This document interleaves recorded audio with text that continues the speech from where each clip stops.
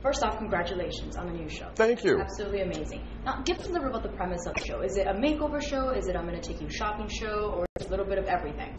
Well, it is a new iteration of Makeover Show, and indeed we do go shopping, but in fact it's the subject, it's the person we're working with who makes all the decisions.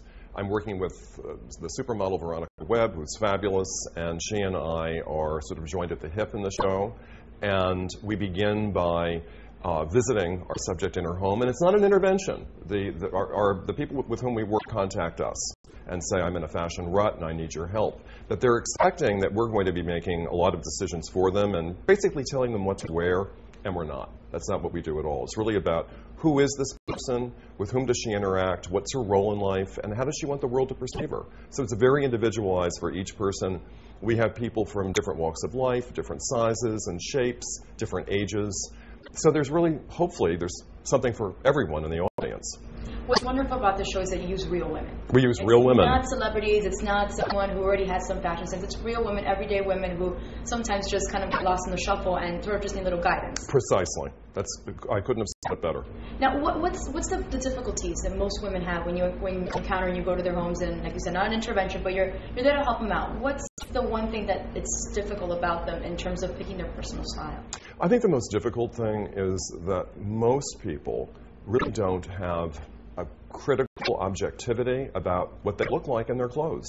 They see clothes on a mannequin or on a friend and think, I think that's adorable, I'd love to wear that too. They don't realize what it really looks like on them.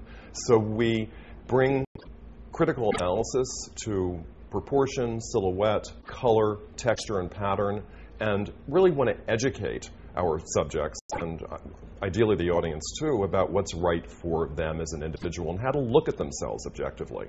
And one way that we do it is through our OptiTech software program, where we take 26 measurements of the individual and we put them into this computer program that then produces a three-dimensional, so to speak, realization of them in a virtual environment. And it really helps them look at themselves critically, objectively, and with a sense of reality. And this happens before we hit the retail environment and go shopping, so that they have their brain formed around a new kind of awareness of who they are before we set them loose. And we do set them loose. One thing you mentioned off camera that I kind of like is that you said, I don't criticize. We're not here to tell people, oh, you should be doing this or you should be wearing this. How do you approach that when someone comes in? Because it can be a little bit of it's also self-esteem, it's many things. How do you do that tactfully so you don't really hurt someone's feelings and say, you know what, you have great hips you need to wear? Right.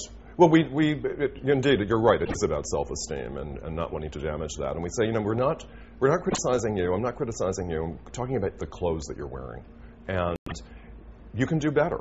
And look at the ways in which you can improve simply by paying attention to where a jacket hits you on the hip, how long your dress length is, the effect that a shoe can have that's positive. And indeed, I look for positive aspects of the individual. Beautiful upper body, beautiful chest, the fact that they have a waist and an hourglass figure. Most of us don't have perfect shapes, and there are ways of mitigating the things that aren't as positive and accentuating those things that are.